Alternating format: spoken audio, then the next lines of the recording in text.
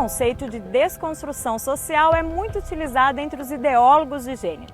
Não é à toa que a imposição do termo gênero já acontece através de livros didáticos e cartilhas em diversas escolas, como foi proposto em Pequim. A educação é uma estratégia importante para mudar os preconceitos em relação aos papéis do homem e da mulher na sociedade. A perspectiva do gênero deve ser integrada aos programas. Você disse das escolas. Hoje se é ensinado isso, tem até cartilhas dizendo para a criança que ela deve escolher ou até mesmo que existem outras opções, né?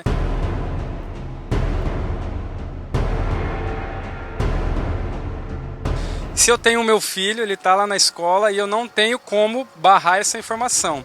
Mas como que eu devo trabalhar isso dentro da minha casa? Primeiro, o pai e a mãe, eles têm o direito de saber o que a escola ensina. Eu sou professora, eu trabalho em escola também. E o pai e a mãe têm o direito de saber qual é a orientação que a escola está passando para os seus filhos, né? Agora, independentemente disso, se mesmo assim ele insistir, né, ele acha que aquela escola, aquele lugar é o melhor para ele, o pai e a mãe têm mais do que nunca a obrigação educativa de ficar vigilantes e alertar mesmo aos seus filhos, né? Somos homens e mulheres, temos papéis diferentes, papéis que se complementam, né? Não existe um maior nem um melhor. Ser diferente não significa que um é superior ao outro. Somos diferentes sim, mas somos iguais em dignidade, né? Deus nos fez homem e mulher, mas exatamente amados do mesmo jeito, da mesma forma, né? Então deixar isso para o seu filho bem claro, que a gente só vai aprender a ser verdadeiramente feliz quando a gente for aquilo que a gente é. Deus tem um plano de salvação, Ele conhece a gente muito mais do que nós mesmos e Ele sabe qual é o jeito, qual é a forma de amar aqui na Terra que vai nos conduzir à santidade, à salvação, né? Deixar isso para o seu filho bem claro, uma orientação cristã, né, nessa ótica da educação. Você afirmar que a relação homem e mulher, que o ser masculino e feminino são produtos culturais, isso mostra claramente, é uma afirmação flagrante da ditadura que nós estamos vivendo. Se você nega a feminilidade e a masculinidade, você não somente violenta a pessoa, como você destrói a sociedade. E você coloca em risco todo o futuro da humanidade. Aí por aí passa a criação dos filhos, a educação dos filhos. Somente os regimes totalitários negaram o direito, por exemplo, à realidade da família como lugar da produção e da vida em todos os seus aspectos e em todas as suas fases. Eu recordo agora a cultura, a civilização espartana. Considerava os filhos propriedade do Estado. A mesma coisa que a Coreia do Norte, que os regimes totalitários que a Alemanha de Hitler fazia. Então os filhos são do Estado. Eles não ficam com o pai, com a mãe. Eles não nascem no referencial masculino feminino de uma família. Que tipo de humanidade nós teremos? Uma humanidade eugênica, uma humanidade fabricada no laboratório, uma humanidade desumana. É isso que o ponto ao qual qualquer ideologia conduz, a desumanização, nos seus vários níveis. Vamos a ser arrinconados, vamos siendo cada vez más perseguidos también, porque las leyes van a ir a decir, tú dices que porque esta persona, este niño, tiene genitales masculinos a su nombre, tú estás cometiendo un delito. Porque tú estás con eso imponiendo una visión que está limitando el que todas estas otras personas como nosotros, que nosotros pensamos que el sexo, la sexualidad es una cosa indiferente y que lo importante es que tú te sientas libre, que tú hagas lo que quieras, tú nos estás atacando al enseñarle a tu hijo que porque él nació siendo hombre, realmente esa masculinidad biológica, fisiológica, se tiene también que tener una consequência en lo psicológico. Podemos falar então que esta ditadura gay é fruto desta ideologia de gênero? O al revés. Es posible también que la estructura de lo que llamamos el lobby de la comunidad gay han creado esta ideología de género, con lo cual han logrado un sustento y una fuerza que antes no tenían. O O tema da homossexualidade também foi muito abordado em Pequim, sendo sugerido pelos seus conferencistas como um terceiro sexo ou um novo modelo familiar. Mas a igreja, que defende o modelo tradicional de família, é constantemente mal interpretada em seu pensamento em relação à homossexualidade. Sobre esse assunto, o que dizem os seus pastores? As discussões sempre são numa cortina de fumaça para que você não tenha os elementos claros dessa discussão. Por exemplo, vamos tomar a posição da igreja. A igreja é contra a violência contra os homossexuais? Totalmente. A igreja rejeita o preconceito contra as pessoas homossexuais? Totalmente. Né? Então, mas a igreja, o comportamento moral, a homossexualidade do ponto de vista de atos homossexuais, a avaliação da igreja é positiva? Não, por causa do evangelho. Mas uma coisa é a avaliação do fenômeno e outra coisa o respeito à pessoa do homossexual. Segundo o Catecismo da Igreja Católica, os atos de homossexualidade são intrinsecamente desordenados e contrários à lei natural, fechando o ato sexual ao dom da vida. Desta forma, em caso algum, podem ser aprovados. Muitos acusam a Igreja de ser homofóbica por não aceitar a prática homossexual. O que a Igreja diz sobre a homossexualidade? Bom, aqui nós temos que considerar duas coisas diferentes.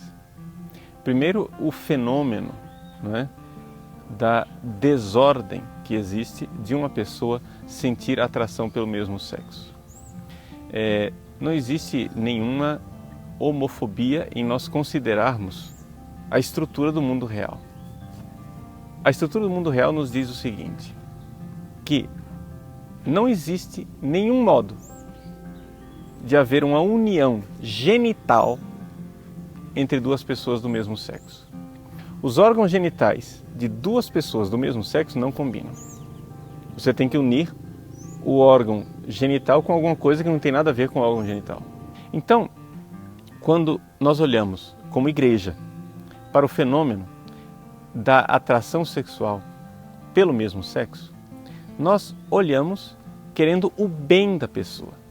E a igreja, como mãe, ela não quer aqui simplesmente o bem da pessoa, custe o que custar. Não, a igreja quer o bem da pessoa integral. Então, a pessoa que quer realizar o sexo com o mesmo sexo, do mesmo gênero, não é? Essa pessoa está querendo algo que irá desestruturá-la. Então, uma mãe, ela dá notícias ruins para o seu filho, se quer educá-lo. Uma mãe tem que chegar e dizer, meu filho, isso vai te machucar, não faça. A mesma coisa, a atração pelo mesmo sexo, não é? A igreja considera que existe ali uma desordem. Se você der vazão a essa desordem, quanto mais você promover essa desordem, mais você vai se prejudicar como pessoa.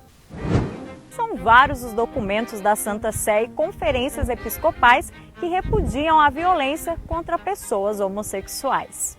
No documento Carta aos Bispos da Igreja Católica sobre o atendimento pastoral das pessoas homossexuais da Congregação para a Doutrina da Fé, podemos encontrar: é de se deplorar firmemente que as pessoas homossexuais tenham sido e sejam ainda hoje objeto de expressões malévolas e de ações violentas. Semelhantes comportamentos merecem a condenação dos pastores da Igreja onde quer que aconteçam. O Catecismo da Igreja Católica também diz que as pessoas homossexuais devem ser acolhidas com respeito, compaixão e delicadeza. Evitar-se-á para com eles todo sinal de discriminação injusta. De que maneira a igreja ela acolhe essas pessoas que trazem essa inclinação homoafetiva? Da mesma forma que acolhe a todas as pessoas com todas as suas ideologias, com todos os seus defeitos, com todos os seus pecados, né? Jesus Cristo veio para encarnar-se e assumir a humanidade em todas as suas dimensões. Né? E essa encarnação não é encarnar os defeitos das pessoas, os erros das pessoas, mas encarnar aquilo que é mais essencial na pessoa, né? A imagem de Deus que Ele eleva a graça e redime, liberta e dá uma vida nova. Então a igreja acolhe a todos, porque a igreja é a presença viva de Cristo entre os homens. E Cristo veio para todos, morreu por todos, ressuscitou para todos e quer dar uma vida nova a todos aqueles que se abrem ao seu amor, né? Olha, em primeiro lugar, nós precisamos de um grande respeito pela pessoa humana, independentemente da sua opção, da sua decisão. É uma pessoa que deve ser respeitada, amada, compreendida. E a nossa primeira atitude como igreja é sempre o diálogo, é sempre uma atitude de ir ao encontro das pessoas. Muitos falam que a igreja deve evoluir na visão de mundo e que seu discurso é incompatível com os tempos modernos. O senhor acredita que a igreja vai rever a sua posição em relação à homossexualidade? O cardeal Ratzinger, quando era ainda prefeito da Sagrada Congregação para a Doutrina da Fé, ele assinou um documento que dizia exatamente isso. Nenhuma ideologia, no caso aqui a ideologia gay, será capaz de mudar a estrutura da realidade. Então eles podem repetir o quanto quiserem, mas da união entre dois homens e entre duas mulheres não sai vida. E a união entre o homem e a mulher acontece vida. Ora, qualquer criança é capaz de enxergar a diferença. Repito, a igreja, para os de fora, respeita isso totalmente. Para os seus filhos, ela diz, isso é contra o que Deus pensou para a sexualidade humana. Pronto. E a pessoa aí é livre, como qualquer pessoa é livre para seguir ou não os mandamentos de Deus. Então, um homossexual, o próprio catecismo da Igreja Católica diz isso. O homossexual é chamado a carregar a sua cruz e caminhar para a santidade. Isso quer dizer que a própria igreja reconhece que uma pessoa com tendência homossexual pode ser santo. Pode ser santo. A tendência homossexual não impede você de santidade. E o desafio de santidade é para todos. Homofobia é a gente dizer a santidade é só para os héteros, para os homossexuais não. Não, a Igreja Católica diz o contrário. Nós temos uma espiritualidade inclusiva. Vem você ser santo também.